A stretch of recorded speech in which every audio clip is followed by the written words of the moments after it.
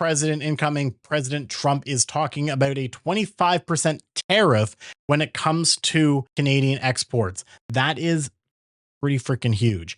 So if that does happen, the Bank of Canada is going to have to react immediately, and the government of Canada, and we're likely to see them actually bring those rates further down, try to stimulate extra spending, stimulate extra growth in the economy, because that's going to put a lot of pressure on Canada's GDP and really just kind of create a big pressure cooker.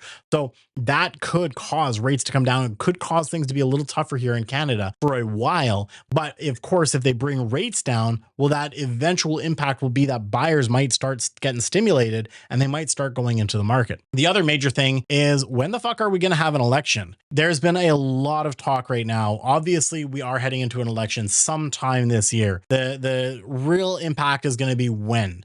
Are we going to wait till October when it is actually scheduled? Or will we suddenly see Jagmeet Singh vote no confidence? You know, he probably hits his pension at some point and says, you know what? Now's the time to oust the government. Trudeau is out. Let's call an election. Maybe we'll do an election in February or March. We don't really know, but this will have an impact on real estate in Canada, on the market in general, because depending when that election happens and we get a new government in place, they're going to start to make policy changes, and those policy changes will have an effect anywhere from 3 to 6 months down the line. So if we are waiting till October to have an election, we're going to see changes in 2026. If we have an election at the beginning of the new year in 2025, we will see by the end of 2025 radical changes in our real estate kind of economy. Because again, different governments are going to bring in different policies that they think are going to help with the real estate market. And some of these policies could help, and other ones could put more pressure on the system that we already have. So it's really to be seen what happens with these two major wild cards throughout 2025.